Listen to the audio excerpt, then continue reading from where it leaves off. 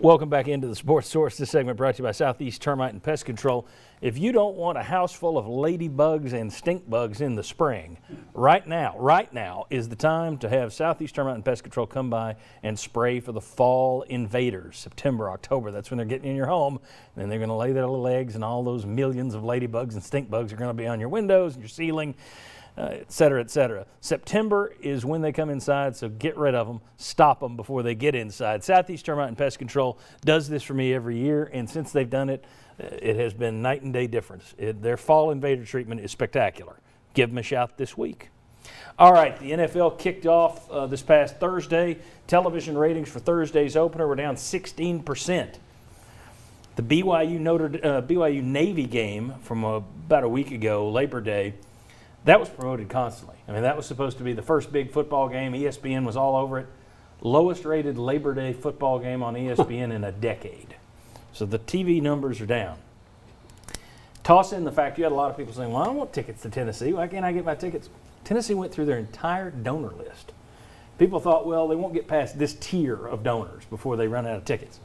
No, they went through all the donors, and now they're giving calls to the season ticket holders who are non-donors to give them an option. So you had people just pass on it. I want to know what your guys' thoughts on why this is.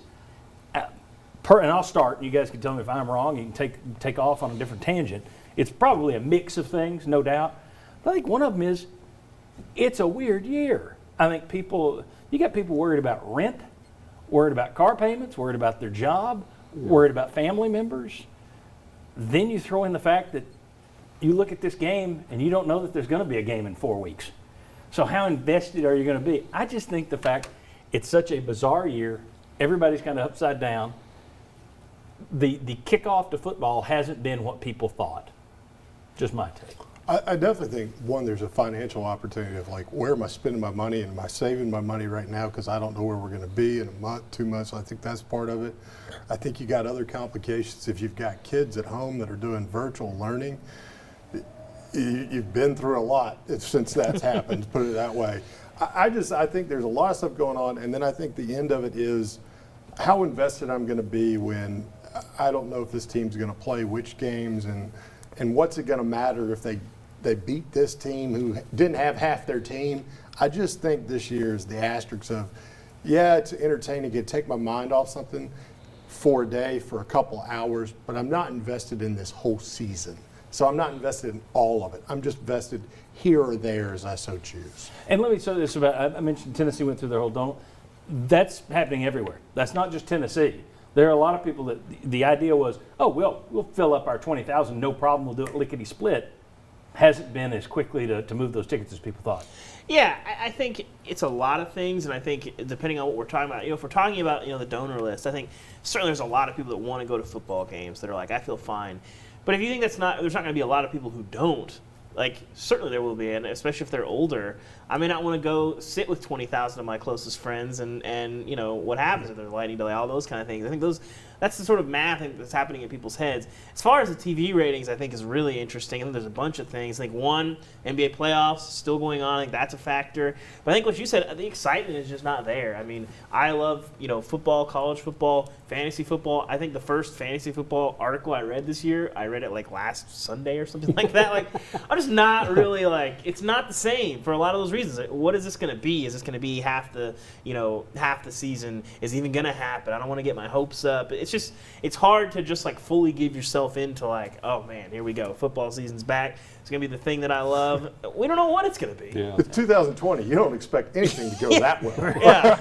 I mean, that's about it. We could have a tiger run through the door of the studio right now. What are we going to I hadn't thought about that. We get the door open for ventilation. I'll probably have a tiger come in. And John, when you look at it, people were given the option to opt out. If you don't feel comfortable with this, then so you were given that option. And then look at all the people that have filed for unemployment. How many of the households on the donor list, one or two people in that household, that have lost their job?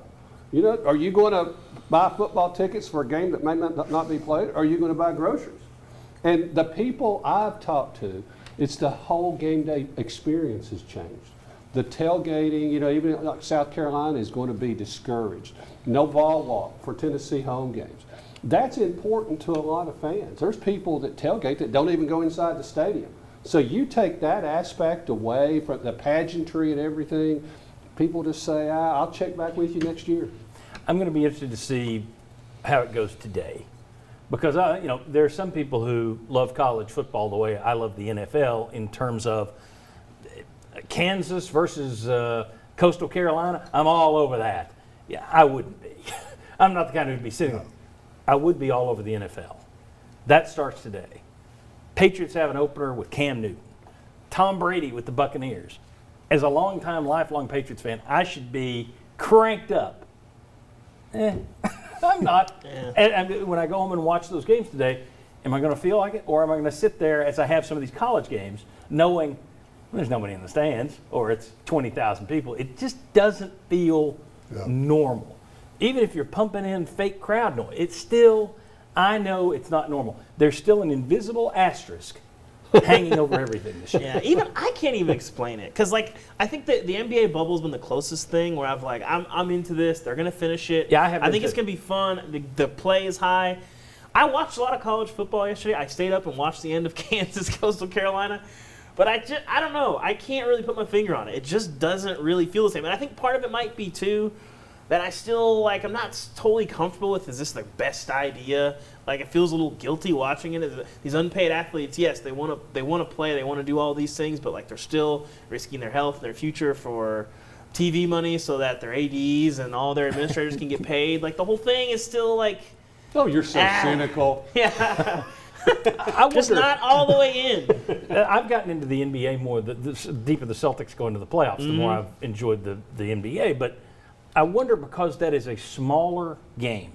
You're talking about a smaller court. Yeah. You're talking about smaller crowd anyway. Is basketball going to be more palatable on television in a kind of the halfway done deal? I almost said something else. As opposed to football, which is such a spectacle with football. When you take something away from it, does it negate it to too much? Well, to where basketball it's not still even looks more football normal. anymore without all the bands and all this other stuff. Yeah. I wonder. Yeah, I think some people are just taking it like a spring game, right? Yeah, I thought about This that. year's a spring game, and how much do you view that, right? Not very much. But here's the thing: I'll still be watching. I mean, I may not be Yeah. as rip roaring into it as usual, but I'm still watching. I'm surprised some people aren't, but it's a weird year. I think as the deeper we go into the season, I think people will start to invest more. I think this changes the deeper we get into it, because if you get to week 5 and 6, people will go, okay, all right, I didn't think we'd get this far.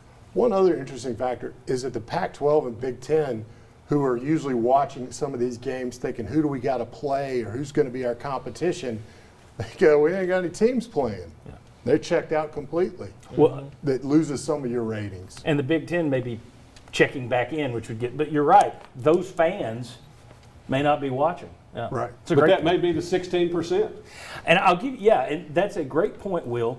But I have to knock points off. The point that you made that I thought was so great in the last segment that I agreed with, David looked it up. Tennessee was actually better on third downs in conference play last year than they were out of conference play. Who knew? But you Facts. made up for that one. We met all 30 of those Pac-12 fans. We're going to miss them this year. It's going to be tough. When we come back, bold predictions for this season.